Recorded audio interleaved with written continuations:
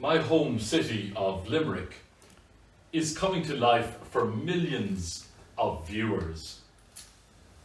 An animated movie called Angela's Christmas Wish is on Netflix now and will be on screen on RT1 on Christmas Day. Set in Limerick in the early years of the First World War, the picture sees young Angela from Angela's Ashes, plotting to bring her father back from Australia for a seasonal boost. This animated movie, produced by Brown Bag Studios, surges with charming jokes, some sound physical comedy, and particularly impressive recreations of Limerick. In Belfast, another studio called Paper Owl Films has produced in the Irish language an animated film called Saul, focused on children dealing with grief. Saul is about a 12-year-old boy and his journey through grief after his beloved grandmother dies, and it is full of heart and will bring salve and light to families with small children in this dark year. Hopefully, Saul will inspire conversations amongst people who feel surrounded by darkness and will plant a seed of hope, because it is as uplifting as it is heart-melting. Saul can be seen on TG Cahir, December 21st, tomorrow, and will be broadcast with English subtitles. Every woman who becomes pregnant wonders at one time or another what their children will grow up to become, what they will do, how will they leave their mark on the world. They wonder too about themselves, about how their own person and hopes and dreams will be expressed in their children. No doubt but that both Mary and Elizabeth, beneficiaries in the gospel of good news about motherhood, also wondered about their offspring and themselves. Pandemic mothers who gave birth this year described this startling time with phrases like, "It has been the best and the worst time." Husbands and partners prohibited from attending births. And in the words of a new mother called Kira, who gave birth to Irhila in April, "It's been so lonely. I haven't seen my mother in these last few weeks. I haven't seen my sister. My friends haven't met my baby." Another young mother called Ruth described being isolated from family and from peers. "You do really feel isolated," she says.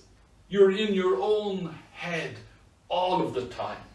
You're not getting a break from that because you're not meeting anyone else." On the other hand, an experienced doctor at Holles Street argues that for the majority of women, COVID times may have offered a more relaxed pregnancy. They may have had their partner working from home.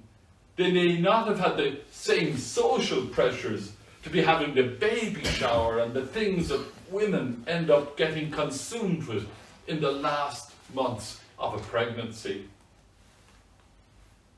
In Asia, it is not uncommon to hear someone say, "A good question is like beating a bell.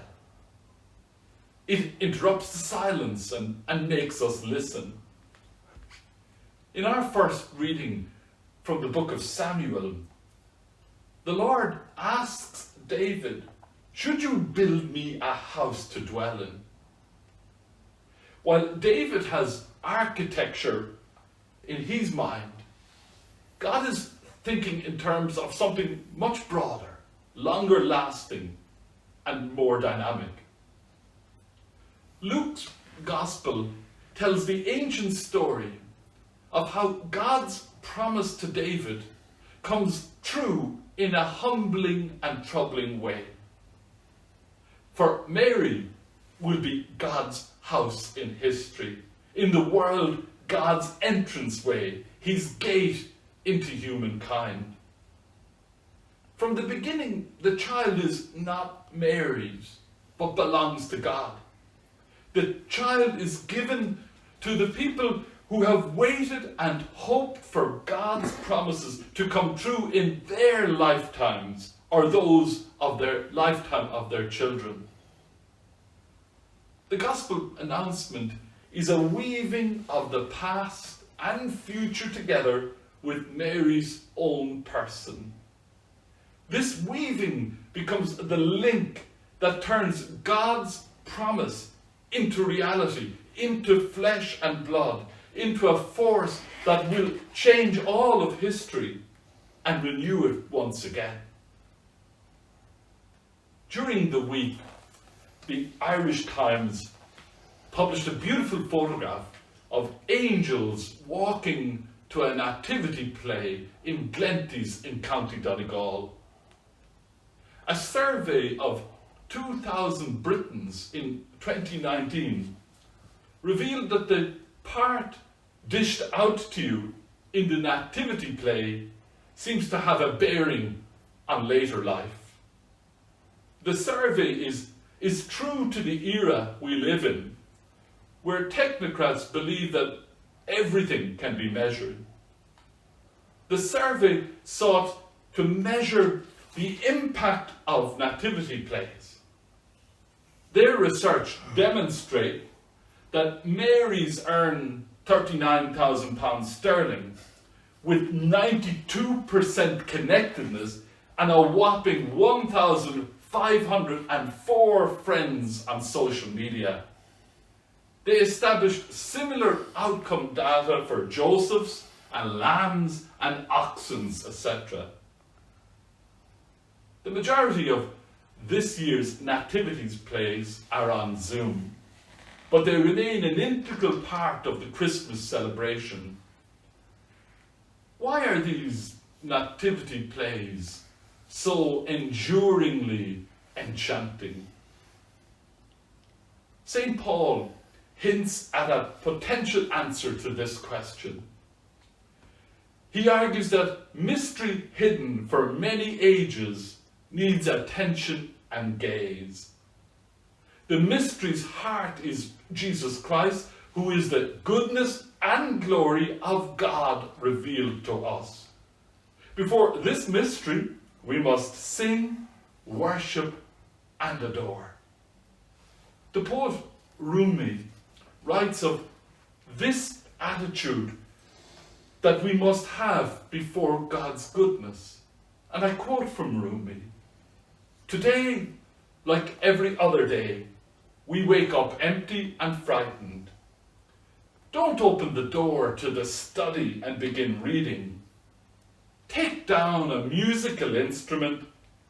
Let the beauty we love be what we do. There are hundreds of ways to kneel and kiss the ground." This is why the animated production Angela's Christmas Wish and Saul may very well be good for the soul. They help us to kiss the ground. Perhaps the movie Jingle Jangle, A Christmas Journey, where magic returns and broken lives become whole again, just might stir your soul this Christmas.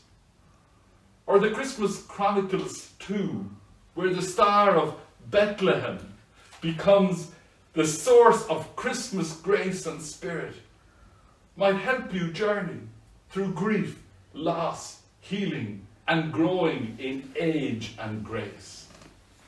Or Dear Santa, which tells the behind-the-scenes story of the magic of giving and receiving at Christmas time, might bring a smile to your face. finally, there is You Are My Home, which tells the story of an 11-year-old girl, Alexandra, who lives with her undocumented immigrant mother in Texas. The movie tells the story of immigration enforcement arriving at their home on Christmas Eve.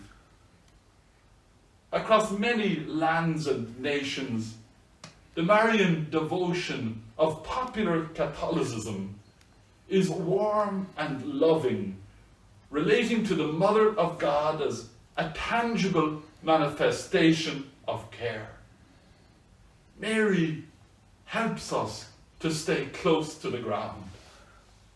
Be it Angela from Limerick, hoping for a long loved one to come home for Christmas, or a 12-year-old called Zana in Seoul, who is devastated by the death of his grandmother, or the pandemic mothers giving birth in uncertain times.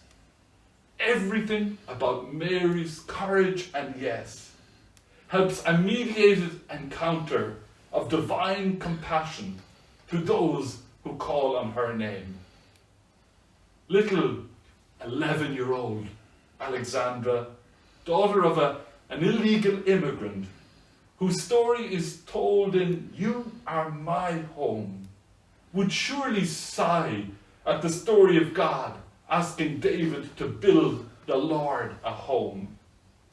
Mary too sighed when the son born without shelter emerged in God's preferred dwelling place. Amen.